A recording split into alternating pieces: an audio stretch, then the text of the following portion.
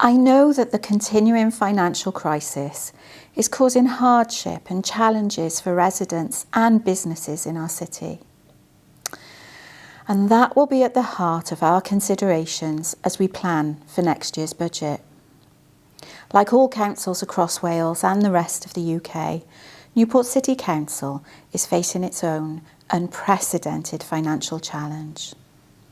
It's currently being forecast that next year we'll have a budget gap of £33 million. That's a significant proportion of our total budget of around £343 million.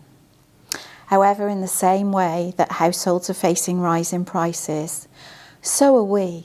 So the cost of delivering services is going up. Gas is 300% higher, electricity 150% higher, and this affects everything from schools to streetlights. Inflation rates of around 10% are increasing the cost of all services and supplies bought by the council. At the same time, we're seeing an increase in demand for our services. Costs for providing care were £43.5 million in 2019-20. This year, it's expected to cost £58 million. We've around 1,000 more pupils in our schools than 3 years ago. This all creates a considerable gap between the money we'll have available to spend and what we want to spend. And this comes after more than a decade of austerity measures when we were forced to make year after year of budget cuts.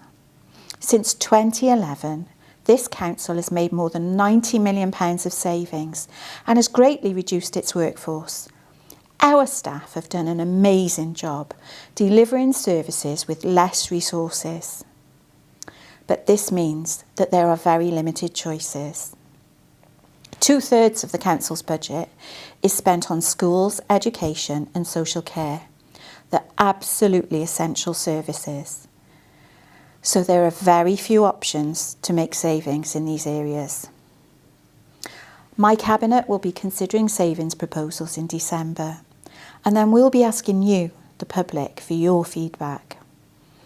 Our priority in setting next year's budget will be to maintain essential services for residents, whilst trying to support those who need an extra helping hand at this most difficult of times.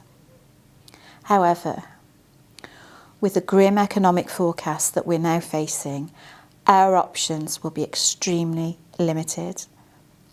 I deeply regret this, as the situation has not been created by us or by the people we serve, but we are the ones who will have to make those tough decisions. We will do everything we can to mitigate them, to protect the services that our residents need and rely on.